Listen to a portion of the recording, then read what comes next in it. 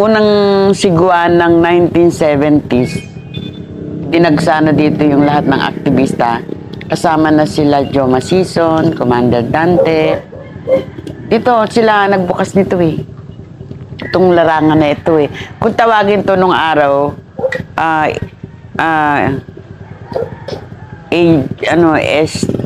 silangang larangan, silangang gitnang larangan, gitnang larangan silangan, kung tawagin ito. Ito.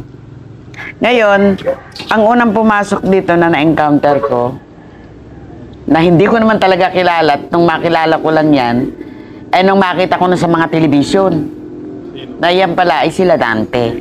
Si Dante, si Joe Masison, sila sa Toro Campo na yan, sila, si Mariano na yan eh, kwan yan eh. Taga Nueva Ecija yan eh.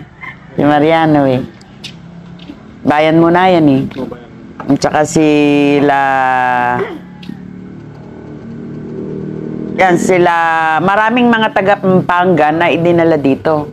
Na pinalakasan ko dito mula sa Pampanga. Galing yung unit.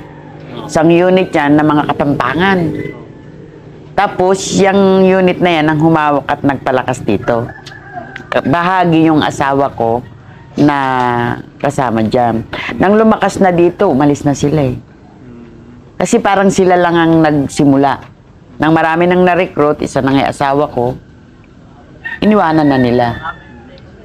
Tapos balik ulit sila sa Pampanga. Kaming Pampanga na yan. Kaya na-encounter ko yan, nung mapagkikita ko na ito pala itong mga ito yung nasa mga higher, yung ranking. Bakit nasabi niyo po na panahon ni Marcos tapos magaling si Marcos? Kasi yung kakaiba yung yung pamumuno ni Marcos. Kasi noon, hindi naman talaga mahal ang mga bilihin.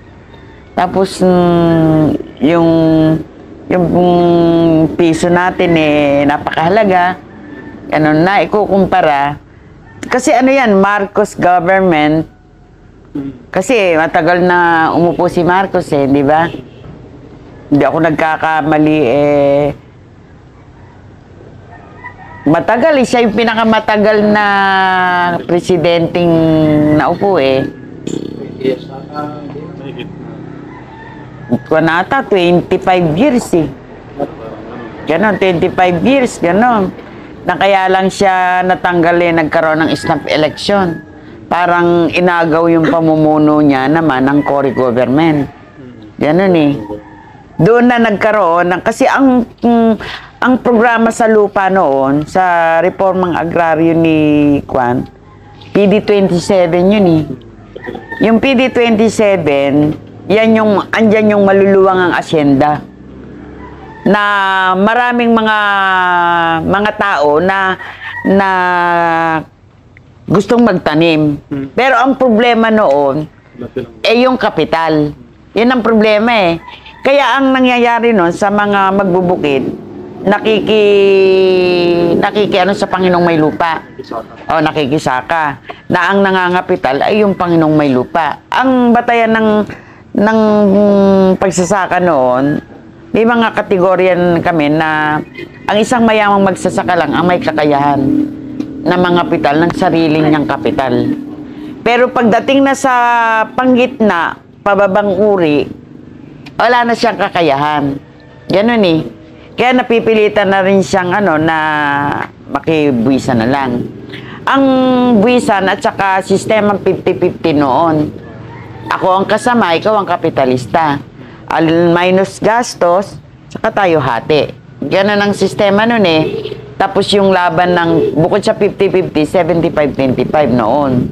Panahon ni Marcos yun Ibig sabihin, yung patakaran, yung programa ni Marcos sa reformang agraryo ay kakaiba.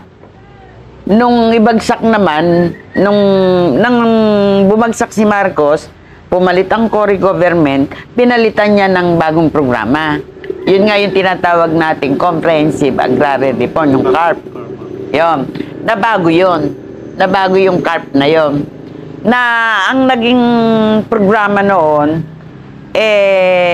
yung pagiging sistema ng lipunan. Na unti-unti nawawala yung mga lupa at nagiging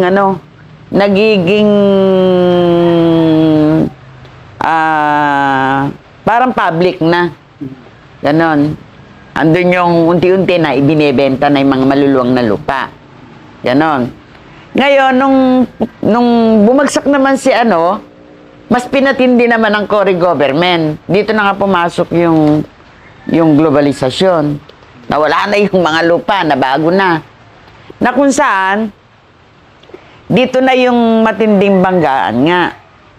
Na yun ang banggaan dito, yung tindi ng pagpasok dito ng mga dayuhang kapitalista.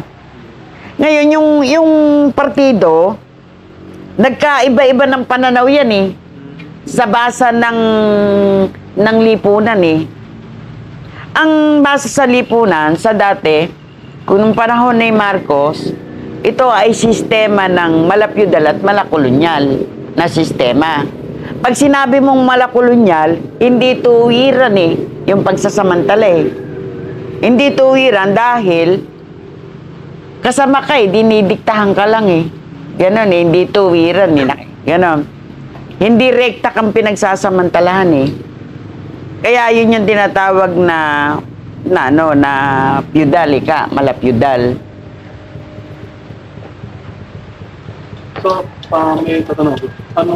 Nung nabanggit ko kasi na may pagkakaiba, ano po ang napansin nyo na pagkakaiba sa kilusan na pinamumunuan ng lister nyo sa kasalukuyan ngayon dito ngayon? Malaki.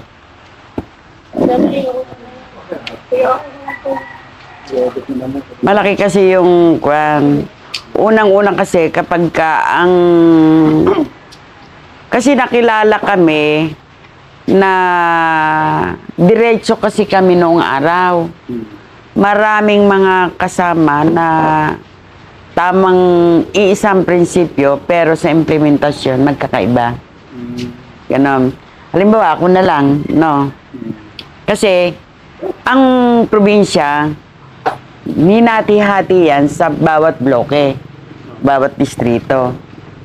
Ngayon, siyempre, may bit-bit kaming orientasyon ng partido. Programa at orientasyon yon. Kapag hindi mo nagamit yung prinsipyo ng konkretong pagsusuri sa konkretong kalagayan, lalo kung hindi ka lokal, mali ka na sa implementasyon. Ngayon, ang karaniwang pagkakamali ng mga kasama, unang-una yung marami kasing na-DA na mga kasama eh. Yung pagbira ng wala sa pamantayan. Na isa kami kaumo kami lokal ng Nueva Ecija, kilala namin ang mga tao. May mga inirekomenda o kaya nakarekomenda na, dinesisyonan na, nagagawa pa naming bigyan ng amnesty dahil nga sa pagiging lokal namin. Kasi ang pamantayan sa pag-standing order ng partido, kapag ka ikaw ay may utang na dugo. Yan ang pamantayan.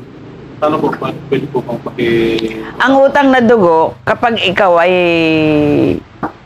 masamang elemento na may pinatay ka, lalo't ang pinatay mo ay masa.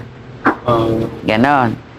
Lalo na kung ang pinakamatinding nagawang pagkakasala yung nagtibkat, nagkaroon ng labanan, maraming namatay o kaya may nahuli. Yan yung mga pamantayan na hindi binibigyan ng pagkakataon na bigyan ng kanya automatic standing order. Hindi mo na kailangang i-rekomenda yon. Tapos yung usapin ng rape. Yan yung pamantayan ng partido. Usapin ng rape na pag napatunayan, standing order. Ngayon, siyempre, kapag ikaw na nagpapatupad ng mga patakaran at i-implementa mo, kapag hindi mo nagamit yung pagsusuri, pwede kang magkamali. Yung yung sa tatay niya, isang batayan yon na hinango namin yung tatay nito eh.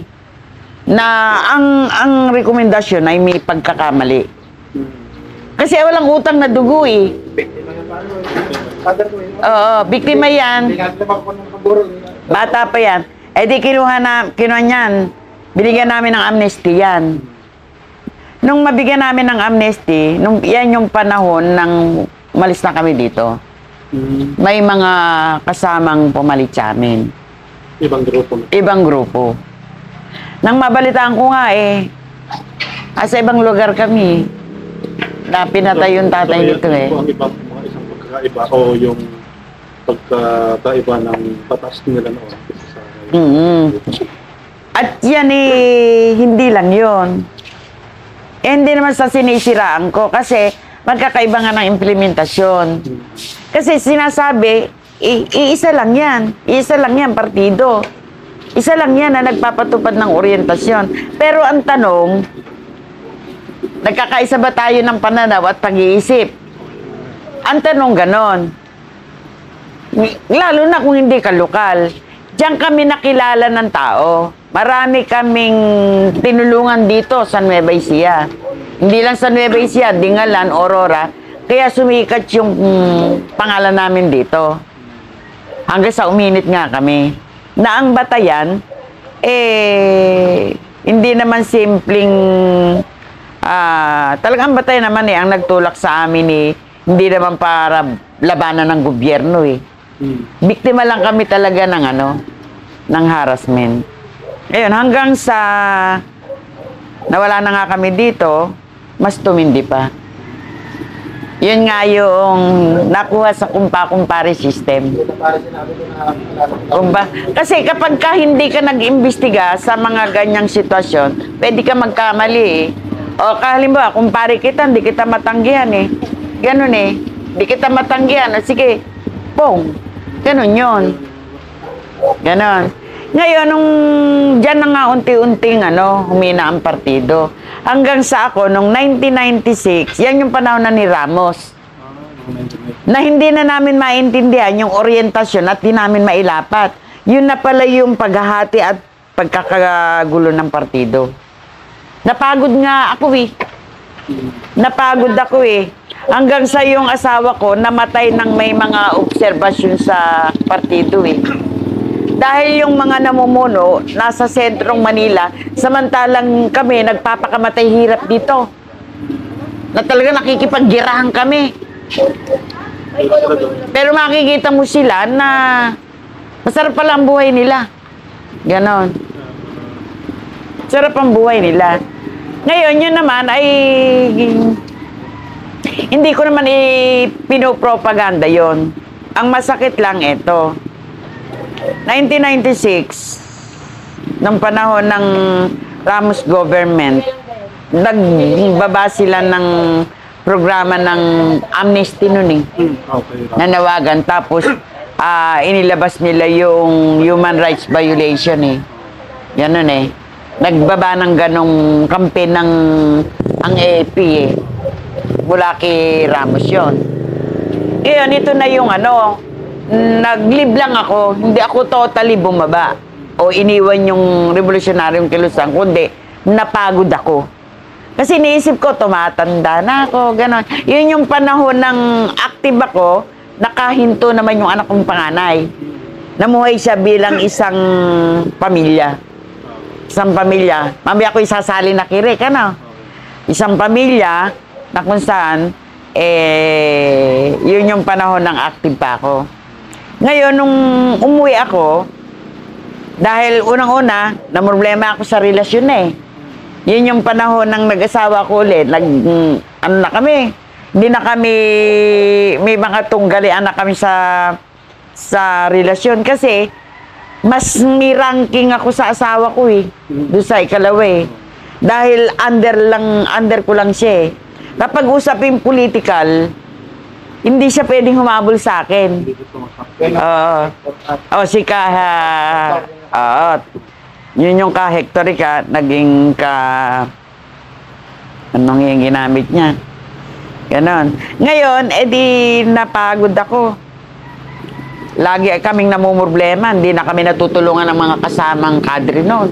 Dahil yun na pala yung pagkakagulo ng partido, hindi lang ipinaramdam ng todo sa amin. Nagkakaroon ng watak-watak. Oo, yung kwan yun, ang sabi nila hanggang region lang. Oo. Doon sa probinsya, yung secretariat lang ang nakakaalam. Pero yung buong komite ng probinsya, kami may pakiramdam. Bakit sa ting magmi-meeting hindi nagkakaisa? Hindi nagkakaisa at nagbubuo ka ng programa eh. Yung programa sa taas, ipapartikular mo yung programa para may implementa mo dun sa mga lokalidad. Hindi namin magawa, napagod kami. Yun yung panahon ng namroblema ako sa personal, napagod ako. Umuwi ako. Noong panahon na yun, nasa standing order kami. Sa ano kami, yung syutukil kami. Syutukil ako noon. Yung asawa ko naman, napatay na, gano'n. Kinuan ako, niligawan ako ni paring Paddy. Si General Padilla nga. Na, kung pa lang siya noon, nung panahon ni Ramos, kernel lang siya. XO siya ni Aglipay nung 1996, yung panahon ng, ang provincial commander dito, si Aglipay. XO naman si paring Rick na Padilla. Kaya nang umalis si Aglipay dito, nagkaroon ng press conference dito. Yun yung panahon ng bago nag-conference, niligawan ako ni paring Rick. Yun naman sabi niya, mag-isip ka mare. Eto na yung offer ng gobyerno. Hindi ka na. Siyempre, isip ko, 18 to 19. Ang edad ko noon siguro magkukarenta na ako Mga 37, ganun ako nung 19, mga magkukarenta na ako. Parang may mga nararamdaman akong pagod, hirap. Sa tagal ba naman, yung digmaang dinaanan ko, na talaga may isa naman din ako sa nagpundasyon ng Nueva Ecija. Alam na alam ko kasaysayan yan kung isusulat ko. Di, gano'n. Nakumbinsi ako. Ang usapan lang namin ni paring Rick, kapag kumuha ko ng amnesty, walang media. Isa lang hilingin ko, pare, walang media. Ganon. Ikaw naman niya. Eto na, ang press conference pala, dinatnang ko, may mga kasamang sumurrender na nakalapag sa lamesa yung mga baril. Ganon. Kung bakit, hindi ganito ang gusto kong surrender. Ganon, yung parang aalis ako sa kilusan nang wala akong pananagutan. At malinis yung aking konsensya, malinis ang kalooban ko. Dahil ang usapan namin ni paring Rick, walang interrogate. Kasi may human rights violation na yun Di lahat na yan sinagot. Kaya nung kumuha ko ng amnesty, in-underground din ako. Kaya lang, nung in-underground ako, kasi dahil may human rights violation, no comment ako. Dahil ang sabi ko sa kanila, pag umalis ako sa kilusan, hindi na kinakailangang magsalita pa ako. Kasi kung magbibigay ako ng impormasyon sa inyo, paano naman yung security ko? Di wag na lang akong umalis sa revolusyonarong kilusan at mamuhay na ako yung ibig sabihin, di ako makakapamuhay ng sibilyan. Paano ako matatahimik kung ako naman ay gagamitin pa nyo? Ayun naman, nirespeto yun. Nirespeto yun. Na sa pamamagitan ni paring Rick. Eto na yung media. Interview na ako, yung ganito, na ako. Tumakas na ako kay paring Rick. Mula sa conference room bumaba na ako. Hindi na nila ako nahuli, umuwi na ako. Yan na. Tapos nag-uusap kami na, kasalanan mo, hindi ko kasalanan, hindi mo pinatupad.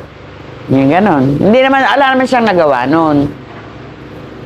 Yan hanggang sa namuhay ako ng Ngayon, eto na, papasok na ako sa kasaysayan ng anak ko. Yung anak ko naman, panahon ng nagbuhay pamilya. Ang sabi niya, ma, kung iiwanan mo ang kilusan, mahina na ang NPA noon. Wala na. Papahina na.